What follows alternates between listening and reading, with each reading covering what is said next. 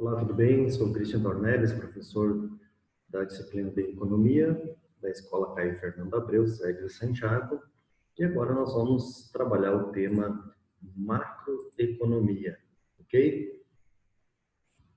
Então, a macroeconomia, ela estuda o comportamento do sistema econômico por um reduzido número de fatores, como produção, produção total da economia, nível de empregos, poupança, o investimento, o consumo e o nível geral de preços. Então, seus principais objetivos estão no rápido crescimento do produto e do consumo, no aumento da oferta de empregos, na inflação reduzida e no comércio internacional vantajoso. Então, são alguns itens que a gente vai estar trabalhando nessa disciplina para agregar dentro da macroeconomia. A macroeconomia também ela tem por objetivo analisar a economia do país como um todo, como podemos delinear uma política econômica para combater a inflação e o desemprego. Na microeconomia, nós focamos o trabalho mais em relação ao preço, onde trabalhou demanda e oferta, onde o preço ele vai determinar a quantidade de demanda e a quantidade de ofertas. Já na macroeconomia, nós vamos analisar a economia como um todo, né? como funciona a economia dentro do país, como funciona a economia a nível mundial. E a gente vai se deparar muito também com a questão dos principais objetivos da macroeconomia, que é combater a inflação, a gente vê o que é inflação, e também combate ao desemprego, certo?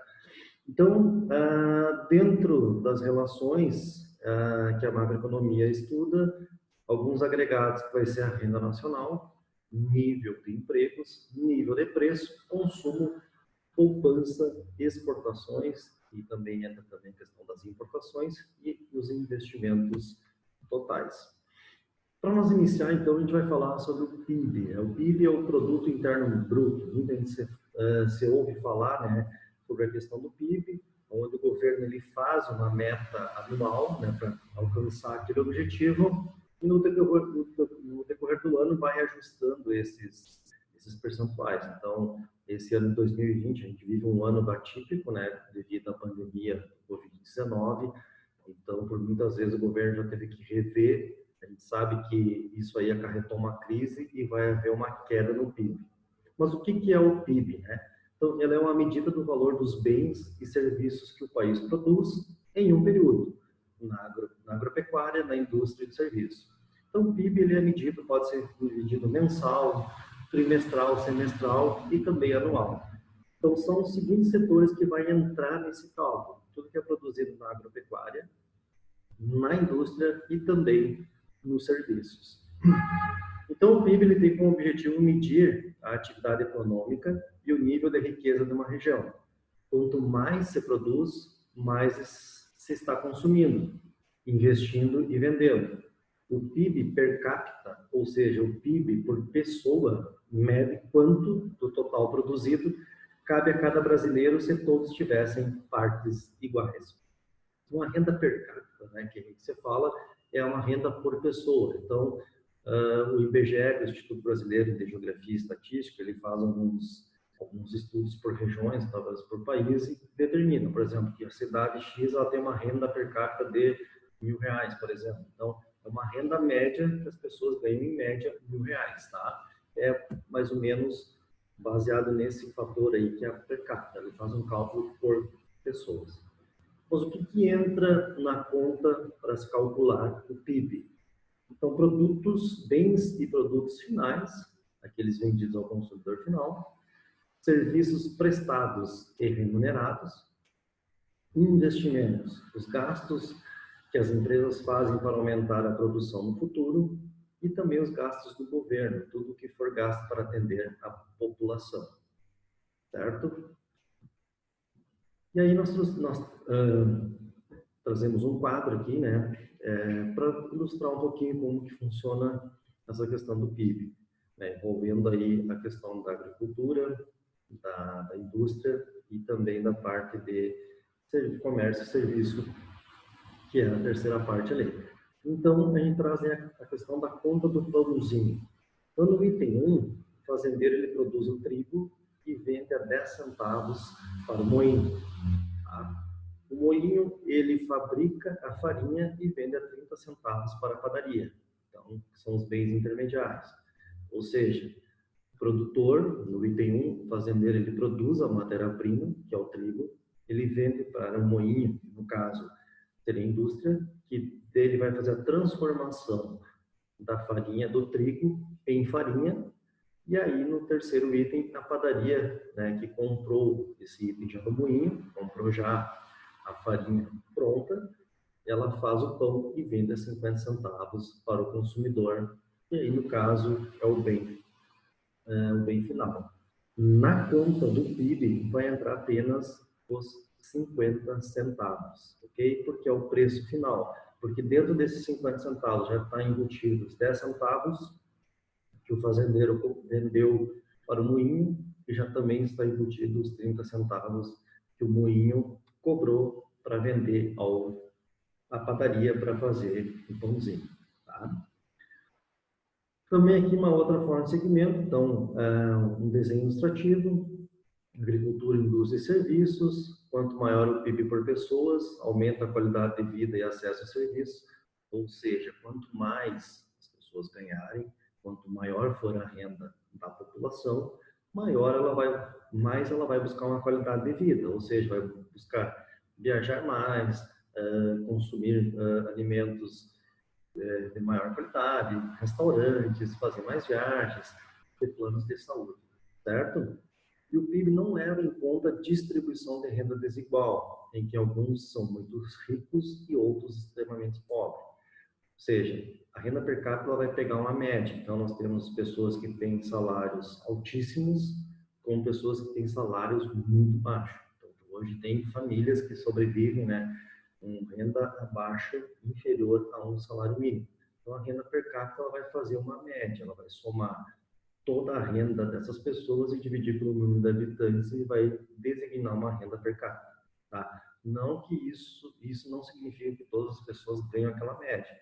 Um exemplo, digamos que na nossa região, nas cidades da nossa região, a renda per capita seja de R$2.000. Não é que todo mundo ganhe 2.000. Tem pessoas que estão ganhando 7, 8, 10, 15 mil reais de renda e tem pessoas ganhando 600, 700 reais por renda, de renda mensal, certo? Seguindo aqui, então, a gente tem, também nesse quadro ilustrativo, uma referência sobre o PIB alto. Né? Quando a economia está fluindo, quando o PIB, o Produto Interno Bruto, ele está em alta, o que acontece na questão da renda? A economia cresce, mais dinheiro disponível, maior a renda per capita, aí que a gente está falando, a renda per capita vai aumentar porque a economia está em uma crescente, né? Então tem mais dinheiro em circulação, as pessoas estão ganhando mais, estão consumindo mais. Como a gente pode ver no item abaixo da renda, aumento do consumo. Então as pessoas quanto mais ganharem, mais irão consumir, mais as indústrias irão produzir, e aí é uma engrenagem, né? Que quanto mais se consome, mais se produz, mais se gasta, mais riqueza gera para o país. No item dos empregos, as empresas vão crescer, né, porque aumentou esse consumo. Então, as empresas, as indústrias têm que atender esse público, ou seja, vão ter que contratar mais funcionários ou também investir mais em tecnologia, maquinários, ampliação da sua empresa para atender essa demanda devido ao crescimento da economia. E também novas empresas vão abrir, né? Então aí aumenta mais o número de empregos também, porque as empresas atuais muitas vezes não vão dar conta de atender essa demanda, então aí existe a possibilidade de abrir filiais, né, dentro do país, dentro da região. Novas empresas também podem surgir porque podem ver oportunidades no mercado devido ao crescimento da economia. Na questão da competitividade, economias em expansão produzem mais e se tornam mais competitivas no exterior. Os produtos ficam melhores e mais baratos. Essa é uma das principais metas dos governos, porque as indústrias, as empresas, elas atendem no nosso mercado interno, né, que são a população, brasileira, por exemplo, né? Então, as indústrias brasileiras elas trabalham, produzem para atender o mercado interno, ou seja, atender o povo brasileiro, mas também algumas empresas elas vendem para fora, né? Então, quanto mais tu conseguir produzir e atender o mercado interno, vender para o exterior, vender para outros países, melhor, porque tu vai aumentar a tua rentabilidade. O produto brasileiro está indo para fora e também tu vai estar gerando mais emprego e esse retorno ficará dentro do país. Questão da inflação, aumento da oferta de produtos e serviços, cai o preço e ajuda a controlar a inflação. O que é inflação? A gente vai trabalhar um pouco mais específico a inflação depois, mas a inflação o que é? Ela é o aumento generalizado de preços. Então, quando você ouvir a palavra inflação, ela está relacionada ao aumento de preço.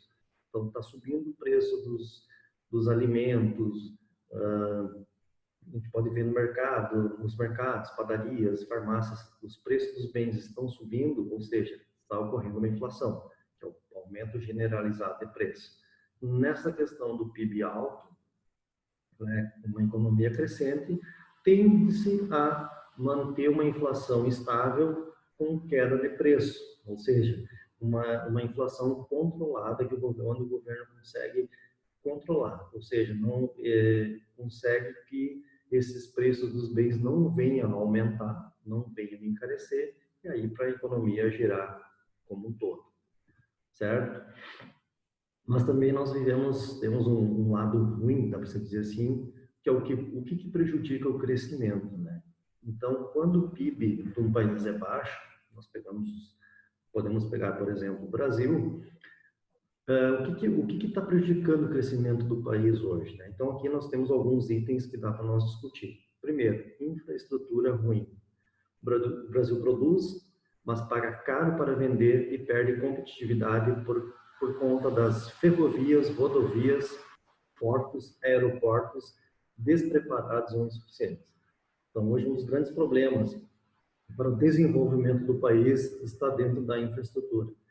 Nós trabalhando um pouco na nossa região, né? Vamos focar aqui na nossa região, que aqui nosso produto principal que se trabalha é o soja, né? A agricultura.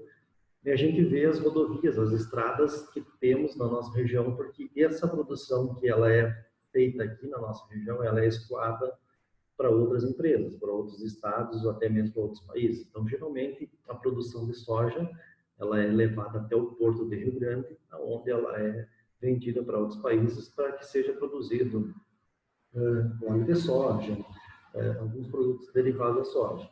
Então, a gente sabe que as nossas rodovias não têm as melhores condições de tráfego, né, para caminhões pesados, porque são estradas ruins. A parte das ferrovias, né, ou seja, a parte dos trens não funcionam na nossa região, então isso acaba encarecendo o produto. De que forma? Aumentando o frete, né? Então, nós temos um combustível caro, estradas ruins que causam estragos aos caminhões, por exemplo, que isso vai encarecer o frete e acaba encarecendo o nosso produto. E com isso, nosso produto perde competitividade com um produto produzido em outros países. Então, muitas vezes, o Brasil deixa de vender mais porque o nosso preço se torna caro. Uma outra questão que prejudica muito o crescimento econômico ainda é a questão da carga tributária. Impostos altos e complexos prejudicam o crescimento das empresas. Ou seja, o Brasil tem uma carga tributária muito alta, é uma das cargas tributárias mais altas do mundo. Só que todo esse valor que é pago a título de tributos, aí no caso os tributos entram impostos, taxas e contribuições de melhorias, isso aí nada ou muito pouco é revertido à população, muito pouco é revertido ao empresário. Então hoje a gente pega exemplo de uma empresa comercial, ela paga vários impostos, alvará para poder abrir empresa, paga impostos como ICMS, PIS, COFINS. Uma empresa que trabalha com serviços paga o ISS, e também, né, quem tem empregados aí também tem uma carga tributária muito alta, FGTS, férias, INSS, o INSS patronal. Tudo isso, essa parte, encarece muito o custo de uma empresa. Sobre esses tributos, vocês vão ver mais especificamente na disciplina de contabilidade tributária. Cada um deles, quais são as suas competências, quais as alíquotas que é cobrado. Mas o que a gente quer trazer nessa questão da economia? Que ainda o Brasil possui uma carga tributária muito alta e que acaba prejudicando o crescimento das empresas, porque muitas empresas não conseguem manter seus custos, porque é muito caro de manter um funcionário, tu paga muito imposto para o governo e muito pouco retorno tu tens.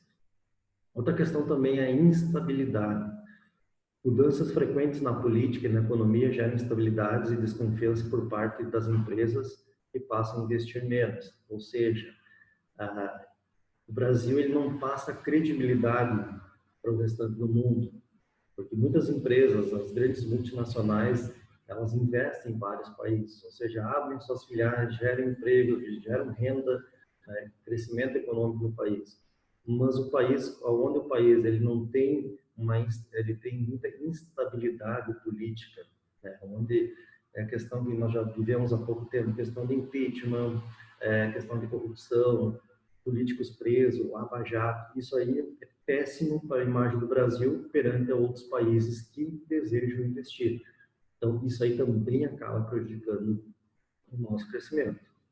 Na burocracia também a gente tem um grande problema, né? As muitas etapas burocráticas a cumprir para produzir, contratar e vender são entraves ao crescimento das empresas, né? Então, o Brasil ainda é um país muito burocrático. Hoje, para te abrir uma empresa, tu demora muito tempo, é muito documento. Para te requerer um financiamento, para te adquirir uma máquina para tua empresa, por exemplo, é muito documento, é muito tempo, é muita burocracia que a gente enfrenta. Hoje, em média, o Brasil leva em torno de quase 120 dias para conseguir abrir uma empresa, enquanto que nos Estados Unidos, hoje, em 4, 5 dias, tu consegue fazer toda o desenrolar da documentação e abrir essa empresa. Outra questão é a inflação. A alta constante dos preços atrapalha o planejamento das empresas e do governo, além de reduzir o poder de compra. Então, a gente já falou da questão da inflação. A inflação é um aumento generalizado de preços, né? Então, quanto maior os preços, menos aquela questão da oferta e demanda. Quanto maior o preço, menos demanda, ou seja, menos procura, então menos poder de compra as empresas vão ter para investir. Vou pegar um exemplo com uma empresa que quer investir em alguma máquina para aumentar a sua produção, mas se o preço está muito alto, ou seja, se ocorrer uma inflação, acaba que tu não tem aquele capital de giro ou tu não consegue aquele crédito para te comprar aquele maquinário. Juros. Juros elevados tornam mais caro investir e assim reduz o potencial da produção do país. Hoje a questão do juro até não é o que está atrapalhando o crescimento econômico nesse momento, tá? Agora, 2020, porque a taxa de juros hoje no mercado ela está num patamar muito baixo, é o menor patamar, ou seja, a menor taxa de juros que já aconteceu no Brasil, que hoje a taxa de juros no mercado ela está em torno de 2,25 ao ano, tá? É uma taxa de juros baixíssima, nunca vista na história do Brasil. Mas até pouco tempo nós vivemos com taxas de 15, 16, 18% ao ano. Só que isso hoje não tem uma estabilidade também, né? Então veio baixando, veio reduzindo essa taxa de juros, mas a gente não sabe se isso vai se manter, se vai aumentar ou se vai diminuir mais um pouco. Hoje, a taxa de juros ela está baixíssima, 2,25 ao ano, o custo, né? Então, custo muito baixo, que para quem deseja tomar crédito é uma taxa atrativa, né? Depende, mas aí muitas vezes vai esbarrar na questão da burocracia de documentos, mas em termos de taxa é uma das mais baixas que nós temos. E mais um critério que a gente trabalha aqui é a questão da baixa escolaridade. O nosso país ainda sofre com a falta de mão de obra qualificada, o que diminui a produtividade do trabalho no país. Bom, a gente não sabe que o nosso país há muito tempo não investe em educação. A nossa educação mudou muito de uns anos para cá. E o grande problema das empresas hoje, que acabam prejudicando o crescimento das mesmas é a questão da falta de mão de obra qualificada. E aí eu abro um parêntese pela questão seguinte. Hoje no mercado existem muitos profissionais com diplomas debaixo do braço. Mas diploma não é garantia de emprego. Diploma é apenas uma titulação, o título que tu obteve de um determinado curso. O que acontece hoje é a falta de qualificação, é a pessoa saber fazer aquilo que aprendeu.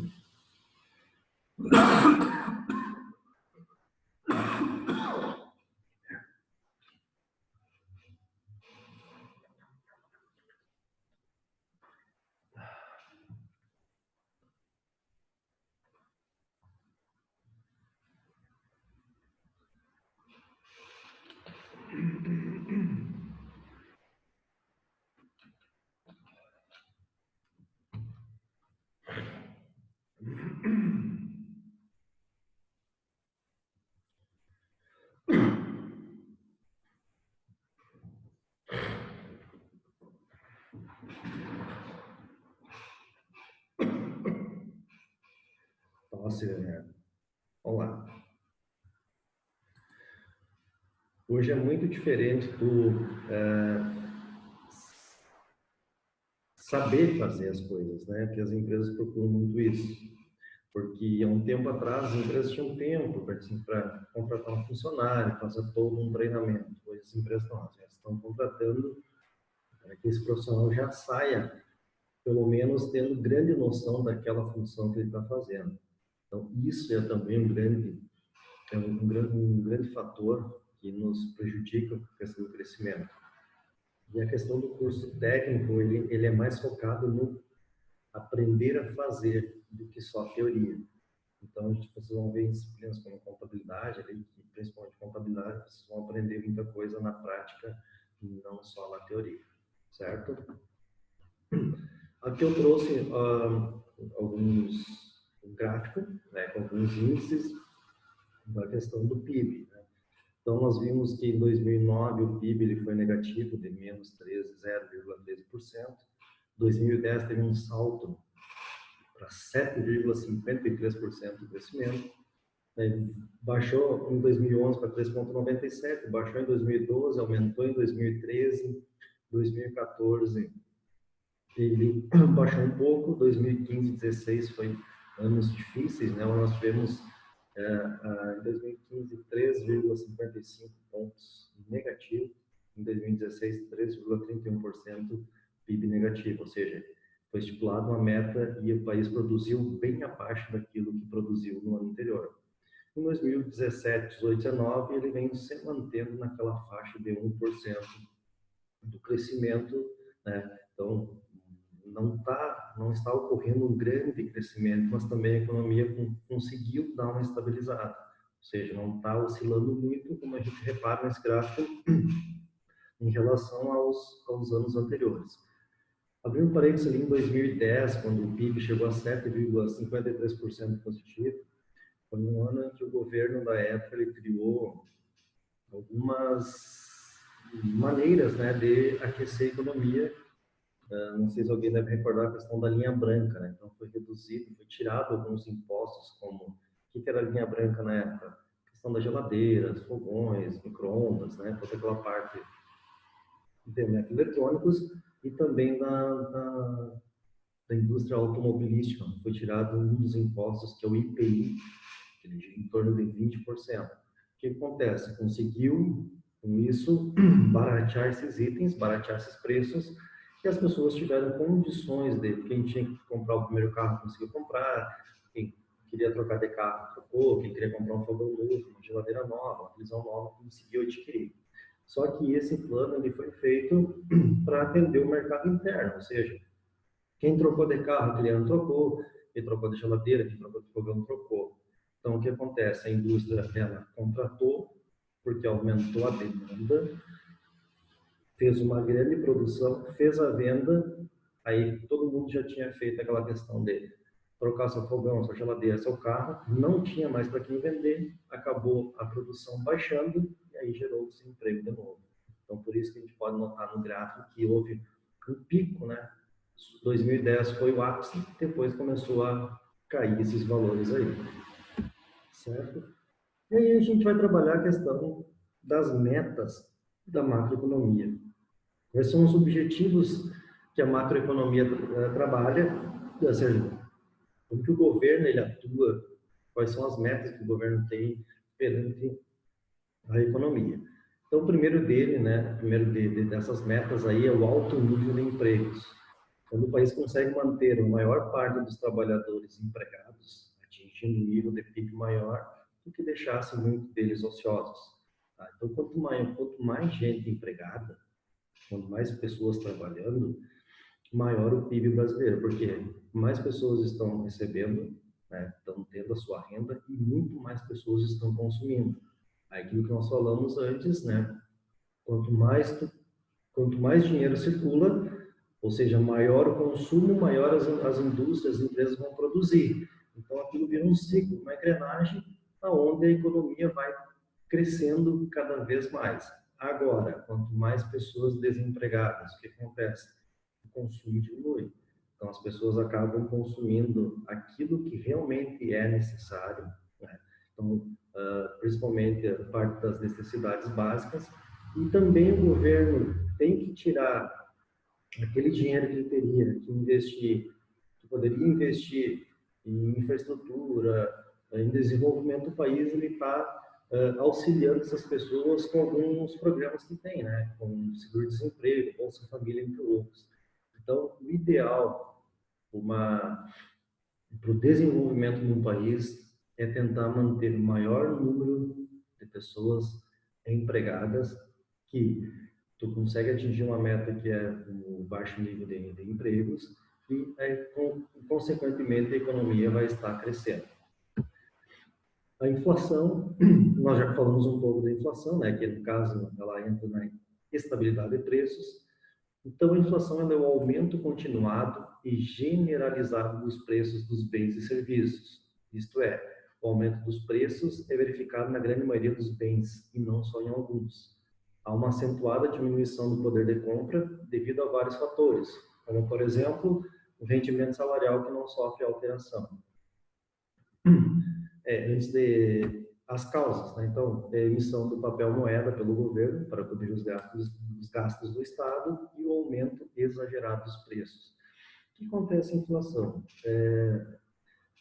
A inflação ela compara muito com a renda salarial da população brasileira, por exemplo. Então, digamos que, números redondos, o salário de um funcionário era em média R$1.000 em janeiro de 2020 e ele tem um custo e ele gasta esses R$1.000 para se manter durante o mês, né? Então não sobraria nada. Passado um ano, o salário dele aumentou de 1.000 para 1.100 e a inflação, ou seja, os preços dos produtos que ele adquire, passou de 1.000 o custo para 1.200. O que isso quer dizer? Que o aumento salarial ele não acompanha o aumento do preço dos produtos. Então, a gente chama que isso aí dá uma perda de poder de compra. Porque aquilo que tu comprava no ano com R$1.000, no próximo ano tu já não compra com R$1.000. Tu vai precisar ter mais dinheiro para te comprar as mesmas coisas. Só que o teu salário não aumentou, o salário dos empregados não aumentou o suficiente para que tu possa fazer a mesma compra que tu fazia anteriormente. Então, por isso que é uma das metas do governo manter a inflação, porque pelo menos manter aquele mesmo poder de compra para a população ano após ano. E batem com a questão seguinte, mas por que não aumenta o salário, né? Por exemplo, cabe ao governo aumentar o salário dos aposentados, pensionistas, dos seus funcionários, que no caso são servidores federais. Isso aí, enquanto a partir do governo tem que ter caixa, tem que ter dinheiro para fazer esse pagamento. Então, o governo, né, muitas vezes pode ser a intenção do governo querer aumentar 20%, 30%, 40% do salário dos seus servidores, mas não tem dinheiro para fazer o pagamento. Então, qual é a meta dele? É não deixar os preços dos bens e serviços essenciais aumentarem para que a população, mesmo não tendo um aumento muito grande, possa adquirir aqueles produtos, aqueles bens e serviços necessários, né, sem precisar ter mais recursos nesse caso. Então, a inflação, ela geralmente é comparada com esse rendimento salarial. E há muitos anos que isso aí não, a inflação tem anos que a inflação é maior que o reajuste salarial. Aí acontece a questão da perda do poder de compra. E aí as causas que a gente está falando é a questão da emissão do papel moeda. O governo, através do Banco Central, que detém a Casa da Moeda, ele, quando a inflação está aumentando e não tem mais dinheiro para pagar as contas, a Casa da Moeda produz cada vez mais o dinheiro, o papel moeda, e coloca em circulação. Só que quanto mais dinheiro circulando, pode vir a aumentar o consumo e o preço vir a aumentar. Então, aí que acontece também um aumento maior da inflação. Então, quando a gente trabalhar também a questão do Banco Central, a gente vai conseguir entender um pouco melhor essa questão do papel moeda. E aqui eu trago também para vocês a questão da inflação e deflação. A deflação ela é o processo contrário à inflação, ou seja, quando aumenta o preço dos produtos, né, quando tem aquele aumento generalizado dos preços, está ocorrendo uma inflação. Agora, quando esses preços vêm reduzindo, vêm baixando, aí ocorre um processo inverso, que é a deflação. Ou seja, o poder, o nosso dinheiro vai valer mais, tá? Nós vamos ter mais poder de compra para fazer. Outra questão, outra meta da macroeconomia seria a distribuição de renda socialmente justa. Não é a distribuição justa, não desejada pela sociedade. O governo pode intervir por meio de impostos, subsídios, transferências, no sentido de fazer ajustes. Aí eu coloquei ele como exemplo a questão do imposto de renda Brasil e Estados Unidos. A gente sabe que a nossa questão da distribuição da renda ela não é justa. Existem poucas pessoas que ganham muito dinheiro mesmo, e a grande maioria tem salários baixos. Né? Como eu falei anteriormente, tem pessoas que recebem abaixo de um salário mínimo. Tem pessoas aquelas que vivem na linha da pobreza ou abaixo da linha da pobreza. Então, uma das metas do governo é tentar fazer com que essa distribuição de renda seja a mais justa possível. E uma das formas que o governo tem de intervir com isso é a questão dos impostos, ou seja, cobrar um percentual maior de imposto de quem ganha mais e cobrar bem menos ou não cobrar imposto de quem ganha menos. É uma forma que tem de se tornar justo com as pessoas. Né? Por que eu coloquei comparativo imposto de renda Brasil e Estados Unidos? Nos Estados Unidos é assim. Quem ganha muito tem um percentual paga mais impostos. Quem ganha menos paga menos. E no Brasil não. Então, por exemplo, hoje nós temos a tabela do imposto de renda que tem algumas faixas que partem de 7,5% até 27,5% de imposto sobre a renda do brasileiro. Então, quem ganha acima de 5.600 e poucos reais paga 27,5% de renda. Para a nossa região, 5.600 é um bom salário. Vamos ser bem sinceros, que é um ótimo salário para a nossa região. Mas tem regiões do país, como regiões metropolitanas de Porto Alegre, São Paulo, Rio, que 5.000 reais é uma renda baixa, porque o custo de vida se torna mais alto. O preço do aluguel, da alimentação, do transporte se torna caro. Então, fazendo um comparativo, tu ganhar 5.000 em São Paulo é a mesma coisa que tu ganhar R$1.000 aqui na nossa região, porque o nosso custo de vida na nossa região é bem mais baixo, porque a gente não depende muito de tantos transportes como em São Paulo. Por exemplo, o preço do aluguel aqui relativamente é baixo em relação à capital paulista, então o custo de vida lá é muito mais alto. Ou seja, com 5.000 tu não vive bem como tu viveria aqui na nossa região com R$1.000, R$1.500. E quem ganha acima desse teto de 5.600 e poucos reais, ainda dependendo da região, pegando alguém que mora nessa região metropolitana, além de ter um custo de vida mais alto, ainda tem esse percentual de 27,5% de imposto de renda para pagar. Ou seja, não é uma forma justa de se distribuir a renda, porque essa pessoa já vive um alto custo de vida e ainda tem que pagar uma alta carga tributária sobre a sua renda. Uma outra meta também da questão da macroeconomia é a questão do crescimento econômico. O que seria o crescimento econômico? O aumento da capacidade produtiva da economia, portanto, da produção de bens e serviços. Quanto maior o produto agregado, mais rica é a sociedade. Resumindo, quanto mais pessoas empregadas, elas vão consumir mais, quanto mais consumo, maior a produção. Quanto maior a produção, maior nível de emprego. Maior nível de emprego, maior consumo, maior produção, maior nível de emprego, ou seja, é uma engrenagem, é um ciclo. E quando um começa a aumentar, gradativamente os outros setores vão aumentando e aí a economia vai se tornando cada vez mais rica e a sociedade vai se tornando cada vez mais rica também. Então, para atingir essas metas, o governo deve atuar sobre a capacidade produtiva e sobre as despesas da sociedade. Ou seja, é função, é papel dos governos eles incentivar o crescimento da produção no nosso país, por exemplo, trazendo taxa de juros mais barata para que os empresários possam adquirir máquinas, investir em tecnologia para aumentar a produção, tentar reduzir a altíssima carga tributária que os empresários têm para ter um custo menor e poder empregar mais pessoas, e também a questão de gerenciar as despesas da sociedade.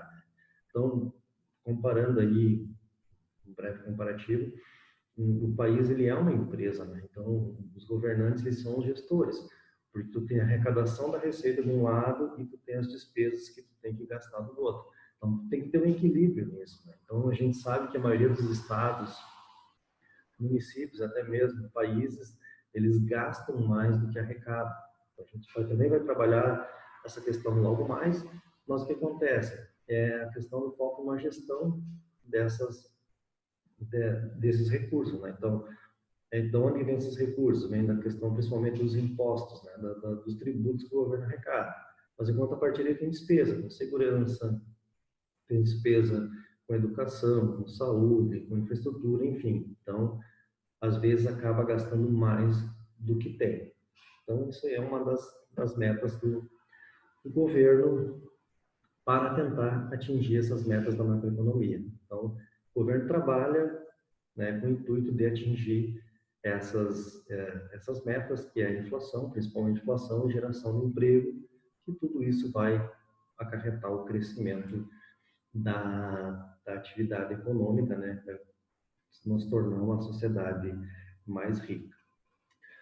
Passamos então para os instrumentos da política macroeconômica. Tá? Então, o que são os instrumentos? É como o governo, que instrumentos o governo usa para tentar atingir as metas que nós vimos anteriormente. Então, uma das ferramentas é a política fiscal. Então, ela reflete o conjunto de medidas pelas quais o governo arrecada receitas e realiza despesas de modo a cumprir três funções. Então, isso que nós estávamos falando. O governo ele arrecada receitas. O que são a arrecadação de receitas? É aquilo que o governo recebe. Principalmente está na questão dos impostos, taxas e contribuições de melhorias e os tributos que qualquer cidadão brasileiro está pagando. Isso vai para os cofres do governo e aí ele tem que realizar algumas despesas, como saúde, educação, segurança, infraestrutura, desenvolvimento do país. Hoje, né, por exemplo, a gente teve essa questão da pandemia, que o governo está tendo gastos que não estavam previstos nos seus orçamentos. Mas da onde que vem esse recurso? Dessa arrecadação das receitas que o governo tem. E uma das três funções que ele tem que cumprir é a questão da estabilização macroeconômica. Ela consiste na promoção do crescimento econômico sustentável, com baixo desemprego e estabilidade de preço. Então, a gente volta a falar, né, volta a citar aquela questão do desemprego, diminuir o desemprego e a estabilidade de preços que é a inflação. Então, uma das funções que o governo tem que cumprir com a política fiscal é essa estabilização da macroeconômica. Então, promover o crescimento econômico sustentado com o baixo desemprego e a estabilidade de preço. Então, com esse dinheiro que ele arrecada e essas despesas ele tem que fazer com que o crescimento econômico do país venha gradativamente sendo elevado. Outra questão é a redistribuição da renda, visa assegurar a distribuição equitativa, ou seja, justa da renda. É uma forma que é um dos objetivos, através da política fiscal do governo, tentar fazer uma distribuição justa da renda. De que forma? Cobrando menos impostos de quem ganha menos e cobrando mais impostos de quem ganha mais. Tá? Então, é uma das maneiras que o governo tem de tentar manter a inflação sob controle e tentar aumentar a renda da população. Aí consegue aumentar essa renda e consegue trazer algo mais justo para todos. E no terceiro item nós temos a alocação de recursos. Consiste no fornecimento eficiente de bens e serviços públicos, compensando as falhas no mercado.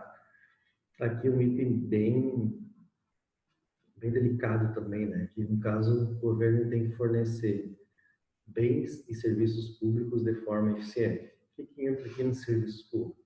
Entra a educação, entra a segurança pública e entra a saúde. A gente sabe que o país há muito tempo vem enfrentando grandes dificuldades financeiras, problemas políticos, econômicos, que acaba acarretando o quê? Falando de saúde, hoje, se o brasileiro não tem um plano de saúde bom, ele tem o plano do governo, que é o SUS. Em algumas cidades é um plano que funciona bem, mas agora a gente vê na mídia aí, em grandes centros, que o serviço público na parte da saúde é um caos. Muitas vezes a segurança pública também, em alguns estados, algumas regiões, ela também deixa muito a desejar. E a educação também, né? Porque as universidades públicas, escolas técnicas, escolas de ensino fundamental médio, falta um pouco, às vezes, de espaço para as pessoas que principalmente precisam, são aquelas pessoas que buscam o ensino público para ter alguma formação e alguma forma de crescimento pessoal, profissional. Tá? Então, essa também é uma dos itens que o governo, através da política fiscal, tem que atender essa questão de uma forma eficiente desses serviços públicos. No Brasil, a política fiscal é conduzida com um alto grau de responsabilidade fiscal. O uso equilibrado dos recursos públicos visa a redução gradual da dívida líquida com o percentual do PIB, de forma a contribuir com a estabilidade, o crescimento e o desenvolvimento econômico do país. Tá? Então, através dessa política fiscal também, o governo tem que reduzir, também ajustar a questão das suas dívidas. Né? Então, o país ele tem dívidas com outros países, com o FMI, que é o Fundo Monetário Internacional, com o BIRD, são dinheiro que o país pega emprestado, como se fosse um financiamento, para designar para alguma função, ou para botar dinheiro na economia, ou até mesmo para alguma infraestrutura, que a gente também vai ver mais adiante na parte específica da matéria. Mas através dessa política fiscal que o governo tenta reduzir essa dívida, né? Além de atender aqueles 3 pontos que nós falamos, também tem que tentar tirar parte do PIB, ou seja, parte do crescimento da economia para vir amortizar, liquidar essa dívida pública, essa dívida que o país tem. Mais especificamente, busca a criação de empregos, o aumento dos investimentos públicos e a ampliação da rede da Seguridade Social, com ênfase na redução da pobreza e da desigualdade.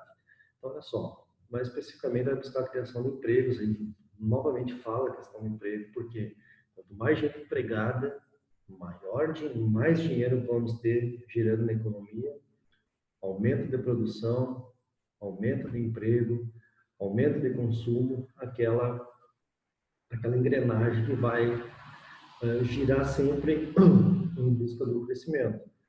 O aumento dos investimentos públicos, ou seja, que entraria a parte das escolas, né? O governo investir mais em escolas, universidades, na segurança pública, com viaturas, na parte da saúde, principalmente com hospitais, equipamentos que as pessoas, os médicos, os profissionais da saúde possam vir a trabalhar melhor.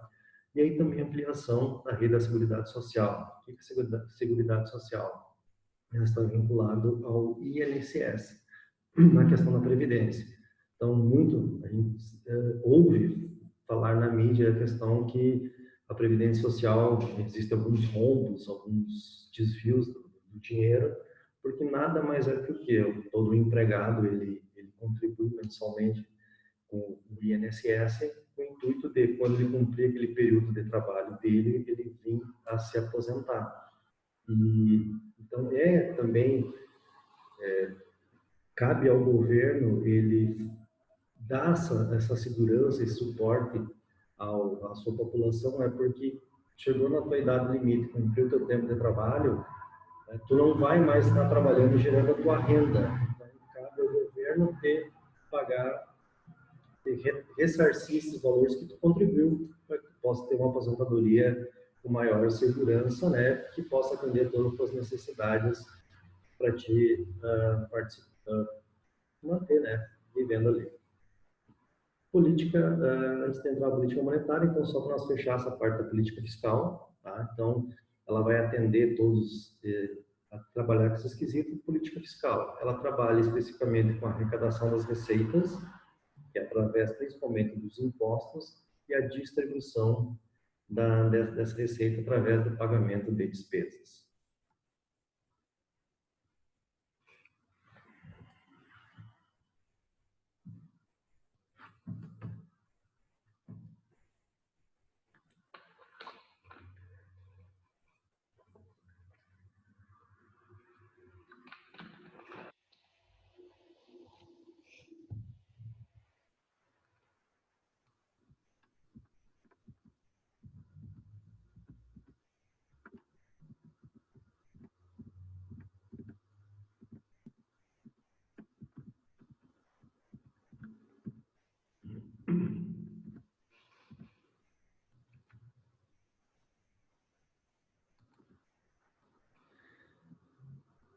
Estamos seguindo aqui na parte do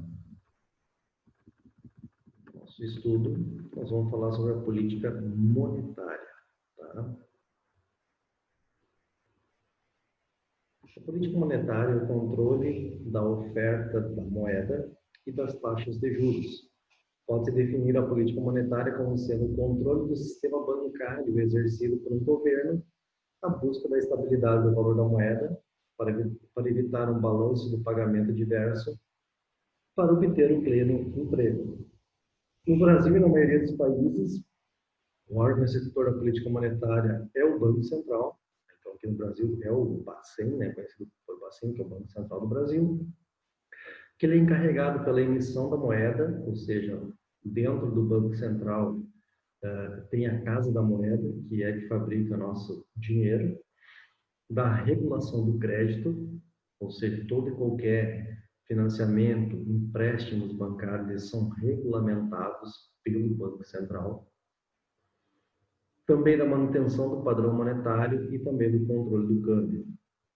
Então, o Banco Central, a política monetária, na verdade, ela age diretamente sobre o controle da quantidade de dinheiro em circulação, visando defender o poder de compra da moeda. E aí nós trabalhamos com a questão da política monetária restritiva, que é um conjunto de medidas que tendem a reduzir o crescimento da quantidade de moeda e encarecer os empréstimos. Qual é o objetivo? Diminuir a quantidade de dinheiro circulando para desaquecer a economia e evitar o aumento de preços, no caso, a inflação. A política monetária restritiva, né, o próprio nome diz, para ter uma restrição, o Banco Central ele trabalha com a questão da taxa de juros. Então, como a gente já falou anteriormente, hoje a taxa de juros no mercado hoje, que é através da taxa Selic, né, está em 2,25% ao ano. O que isso quer dizer? Que essa taxa de juros é muito baixa, ela propicia que mais pessoas vão em busca do crédito, ou seja, buscar financiamentos, empréstimos para pagar suas contas, adquirir bens, alguns serviços, e na parte das empresas para fazer investimentos, como reformular maquinários, investir em tecnologia para em prol do crescimento da sua empresa. Quando o consumo está demais e os preços começam a subir, ou seja, quando começa a surgir a inflação, como que o Banco Central vai intervir para controlar a inflação? Ele começa a aumentar o preço, começa a aumentar a taxa de juros do mercado, começa a encarecer os empréstimos. Encarecendo os empréstimos, os consumidores, no caso, não vão pegar o empréstimo ou financiamento por estar mais caro, fazendo com que o consumo baixe, e aí com o consumo baixando, ou seja, a procura perdendo um pouco a procura, não tendo muita procura por determinados produtos, acaba que o preço tende a baixar.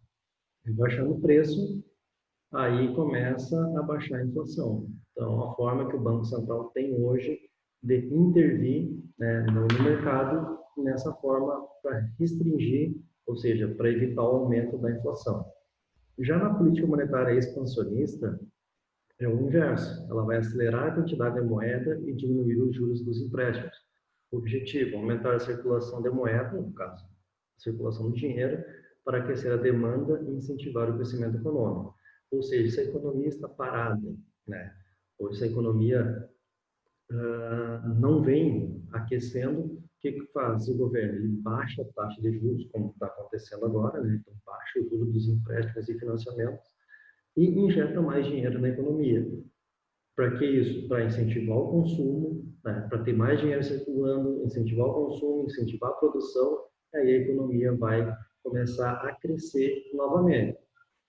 É uma forma de expansionar, ou seja, de crescer a economia dessa forma. Então, o Banco Central ele tem o poder de restringir a economia, como também ele tem o poder de aquecer a economia. Tudo depende do momento. Hoje, né, em termos de pandemia, o que o governo fez? Ele criou esse auxílio, né, no valor de R$ 600, está liberando o FGTS também, para quê? Quanto mais dinheiro circulando, para pelo menos nesse momento as empresas tentarem se manter de portas abertas até que essa questão da pandemia passe. Então, o intuito do governo é isso, dar esse auxílio às pessoas que estão desempregadas ou que trabalhavam de forma informal, que não tinham carteira assinada, e que não podem trabalhar devido a algumas restrições, né? E também liberando um FGTS de quem tinha fundo de garantia por retirar. Para quê? Para que esse dinheiro volte para a economia, que esse dinheiro gire no comércio, no supermercado, na farmácia, numa loja de roupa, enfim, no comércio em geral, e que ainda consigamos manter essa nossa economia ativa para pelo menos enfrentar esse momento de crise e evitar uma queda maior na economia e também evitar que mais empresas venham fechar as portas e que mais pessoas também venham perder o emprego. Nesse momento, então, nessa nossa atualidade, né, que a gente pode dizer assim, a gente está vivendo uma parte expansionista mesmo, onde o governo está tentando de tudo que é forma injetar dinheiro, incentivar o consumo e manter a maioria das empresas abertas. Também nós vamos se debater aqui com a questão da política cambial e comercial. Tá? Ambos atuam sobre o setor externo da economia. A política cambial diz respeito à ação do governo sobre a taxa de câmbio. O governo fixa ou permite que a taxa de câmbio seja flexível através do Banco Central. O que é a taxa de câmbio? O câmbio nada mais é o preço em real que a gente precisa pagar para adquirir uma moeda estrangeira, por exemplo, o dólar. Então, hoje a gente trabalha que o nosso real, tu vai precisar de tantos reais para te comprar $1, tu vai precisar de tantos reais para te comprar €1. Então, hoje o dólar está variando em torno da casa dos R$ 5, 5,30, por exemplo. Então, essa é a taxa cambial. Então, precisa de R$ 5,30 para te comprar uma unidade de dólar. Tá? Então, é isso que envolve a política cambial, também através do Banco Central, né, que monitora e age sobre a política cambial e também sobre a política comercial. Que nada mais, a política comercial refere-se a instrumentos que estimulam as exportações, estímulos fiscais e taxas de juros subsidiadas e ao controle das importações, tarifas e barreiras maiores. Política comercial, ele trata especificamente de exportações e importações. Exportações é as empresas brasileiras venderem para outros países. Tá? Então, isso que o governo tenta incentivar. O governo trabalha muitas vezes com incentivo às exportações e desincentivo às importações. O que é a importação? Importar é comprar de outros países. Se tu está comprando de outro país, por exemplo, está deixando de consumir um produto produzido no nosso país. Então, esse produto que tu traz de fora não vai gerar riqueza para o Brasil, por exemplo. Já diferente de um produto que é produzido aqui, que vai gerar impostos, já está mantendo a questão dos empregos, certo? Então, a questão das exportações. Então, o governo ele pode criar estímulos fiscais, ou seja, colocar tributos, impostos menores para incentivar as empresas a produzirem mais para vender para fora.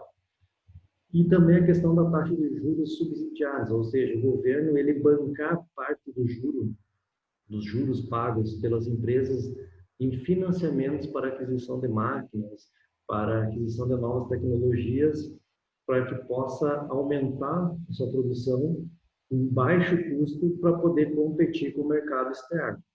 Tá? Então, por exemplo, qual é a grande dificuldade das empresas brasileiras hoje perante o comércio mundial? É o nosso alto custo. Porque, como a gente já falou, o empresário ele tem um custo muito alto para manter sua empresa. Então, é papel do governo fazer com que essas empresas tenham o menor custo possível para que o preço do produto que ela está produzindo tenha preço competitivo e preço atrativo no mercado exterior e aí sim possa efetuar sua venda. Então, hoje, o Brasil ele exporta, ou seja, vende muito matérias-primas, como o soja, questão de grãos, carnes também, carne bovina, carne suína, são produtos que o Brasil consegue vender com maior facilidade para outros países. Na questão das importações, o Brasil ainda não tem uma indústria desenvolvida para competir com a China, por exemplo. Então, o Brasil importa, ou seja, o Brasil compra muita tecnologia, muitos produtos tecnológicos de outros países. E quando essas importações começam a aumentar, ou seja, quando começa a entrar muito produto de fora, o governo ele consegue intervir através de impostos, tarifas mais caras, ou seja, tentar dificultar a entrada desses produtos para que esses produtos não entrem e a população venha adquirir produtos produzidos aqui no nosso país. Então, principalmente nos portos que são operados pela Receita Federal, todo produto que ele vem de fora, ele passa por uma auditoria, uma fiscalização, e aí o comprador paga uma taxa de importação.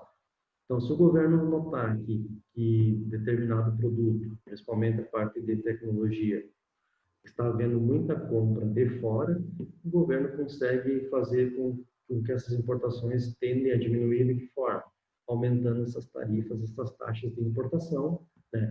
Criando, ou seja, uma barreira para que esse produto não venha de fora e que o brasileiro, no caso a população, consiga adquirir produtos produzidos, fabricados aqui no nosso país. Certo, pessoal? Até a próxima aula para dar continuidade na disciplina de economia, seguindo também essa linha da macroeconomia.